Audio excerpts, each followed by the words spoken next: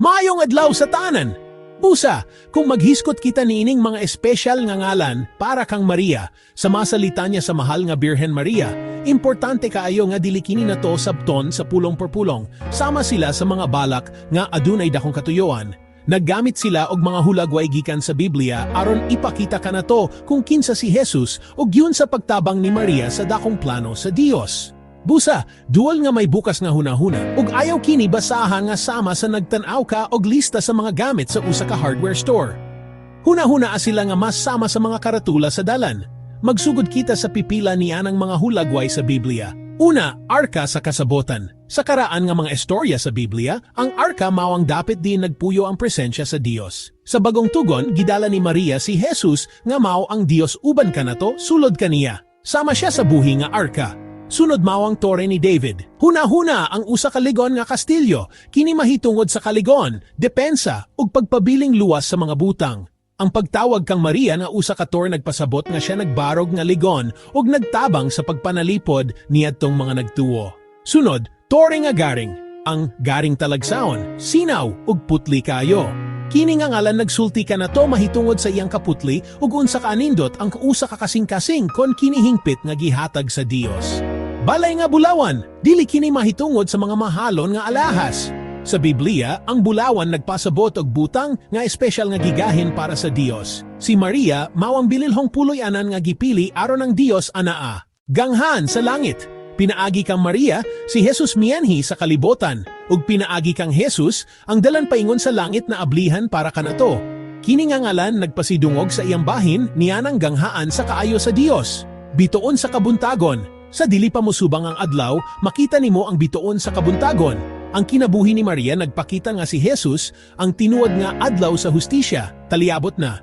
Karon, atong hiskotan ang mga ngalan nga nagpakita og kaalam ug kaayo, lingkuranan sa kaalam. Dini, ang kaalam dili lang usa ka ideya, kini usa ka persona si Jesus. Kon si Jesus nagpuyo sulod kaniya, nahimo siyang sama sa lingkuranan, diin nagpahulay ang kaalam sa Dios. Salamin sa hustisya, ang usa ka salamin nagpakita sa mga butang sa hingpit nga paagi.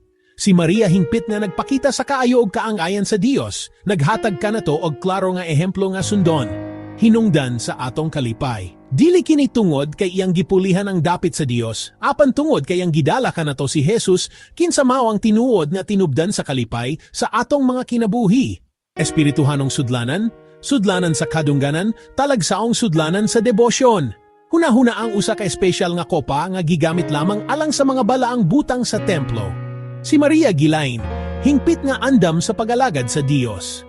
Karon, mga ngalan mahitungod sa pagtabang ug pagamuma, kaayohan sa mga masakiton. Kon siya magampo alang kanato, nagdala kini og kahupayan ug paglaom, nagtudlo kanato ngadto kang Jesus, kinsa nagaayo, dalang panan sa mga makasasala. Dili kini usa ka dapit aron magtago gikan sa kamatuoran, apan usa ka paagi aron makaplagan pag-usab ang pasaylo sa Dios. Maglilipay sa mga naguwal. Siya nag-uban sa mga tawo nga nasakitan, sa mga siya nag-uban kang Jesus sa krus.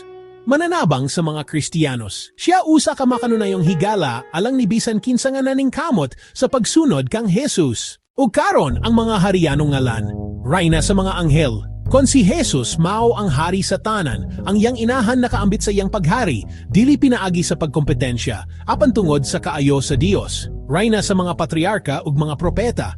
Yang gitapos ang istorya nga gipaabot ni Abraham, Moises, David ug sa tanang mga propeta. Rayna sa mga apostoles, dito siya sa Pentecostes, nagampo samtang nagsugod ang simbahan. Rayna sa mga martir, rayna sa mga kompesor, rayna sa mga birhen, rayna sa tanang mga santos, sama siya sa inahan sa sentro sa balaang pamilya sa Dios. Rayna nga gipanamkon nga walay sala nga panulundon, mao ka na ang gitawag nato nga putli nga pagpanamkon, ang Dios nagandam og usa ka putli nga puloy-anan alang kang Jesus, kinsa nahimong tawo.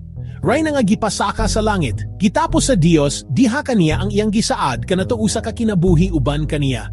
Rayna sa santos nga rosaryo, rayna sa mga pamilya, rayna sa kalinaw. Kini nga mga ngalan nagpakita kon sa unsang paagi ang iyang inahanong pag-atiman nakatandog sa atong adlaw-adlaw nga kinabuhi, sa atong mga pagampo, sa atong mga panimalay, ug sa pagpaningkamot alang sa kalinaw. Busa, ayaw sabta kining mga ngalan sa literal nga paagi, apan isipa kini nga seryoso. Sama sila sa mga karatula sa dalan. Sunda sila, ug sila mo giya kanimo diretso ngadto kang Jesus.